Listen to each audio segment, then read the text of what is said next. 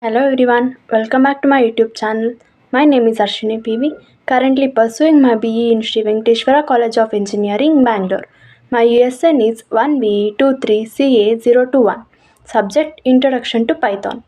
Course title Storing Values in Variables. The topics that we are going to discuss today are storing values in variables, valid and invalid variables, comparison operator, Boolean operator, importing modules. Firstly, let us see about the storing values in variables. A variable is like a box in the computer's memory where you can store a single value. If we need to use variables later, then the result must be stored in variables. Now let us see the assignment operators. You'll store values in variables with an assignment statement. A assignment statement consists of a variable name, an equal sign called the assignment operator, and the value to be stored. Example is equals to spam equals 42. Now let us see about the variable names. We can name a variable anything as long as it obeys the following three rules. It can only be one word. It can use only letters, numbers, and the underscore character. It can't begin with a number. Valid and invalid variables. Valid names are case sensitive, meaning that spam with all small letters, spam with all capital letters, spam with only capital letter S, and spam with capital letters P and M are four different variables. This book uses camel case for variable names instead of underscores. That is, variables look like this instead of looking underscore like underscore this. A good variable name describes the data it contains. Now let us see some examples of valid and invalid variables. Variable name. Variable underscore name 1. This is a valid variable because it has letters, numbers, dot and underscore. Variable underscore name percentage. This is invalid because it has a special character that is percentage. 1 variable underscore name. This is invalid because it had started with a number. Dot variable underscore name dot variable underscore name. It is valid because it can start with letter dot but dot cannot be followed by a number. Dot 1 variable underscore name. Invalid because starting dot is followed by a number. Now let us see about the comparison operators. Comparison operators compare two values and evaluate down to a single Boolean value. Now let us see the operators and their meanings. Double equals, the meaning of this is equal to, and the exclamation mark followed by equals is meaning of the not equal to. Third, it is a greater than sign. Fourth, it is a lesser than sign. Fifth, greater than or equal to sign. Sixth, less than or equal to sign. Now let us see about the Boolean operators. The three Boolean operations and, or, and not are used to compare Boolean values. The binary Boolean operators. The and, or operators always take two Boolean values or expressions, so they are considered binary operation. And operator.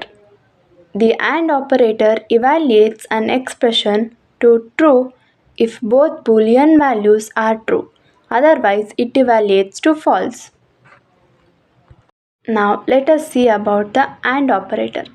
The AND operator evaluates an expression to true if both Boolean values are true, otherwise it evaluates to false.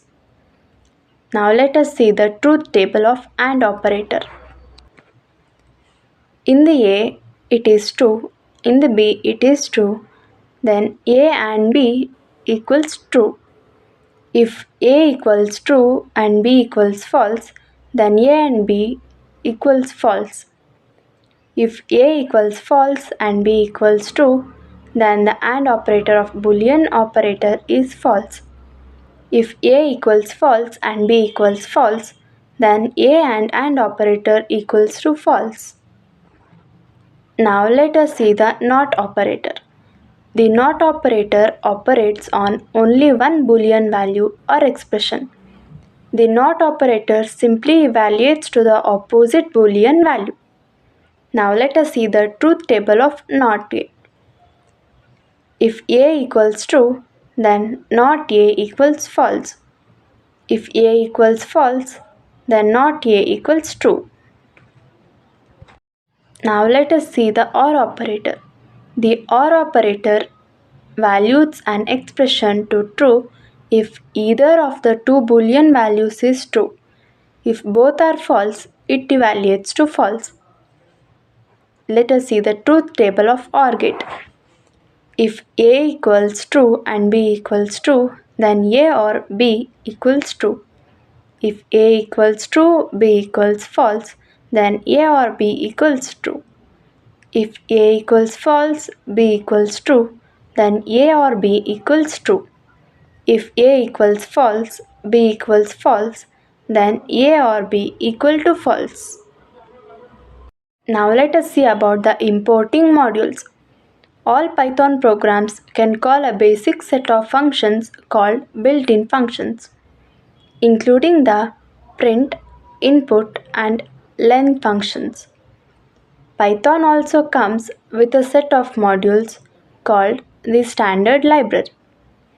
Each module is a Python program that contains a related group of functions that can be embedded in your programs. For example, the math module has mathematics related functions. The random module has random number related functions, and so on. Before we can use the functions in a module, we must import the module with an import statement. In code, an import statement consists of the following: the import keyword, the name of the module, optionally more module names as long as they are separated by commas. Once we import a module, we can use all the functions of that module. Let us see the example for importing modules. Import random for I in range 5, print random.randint 1, 10.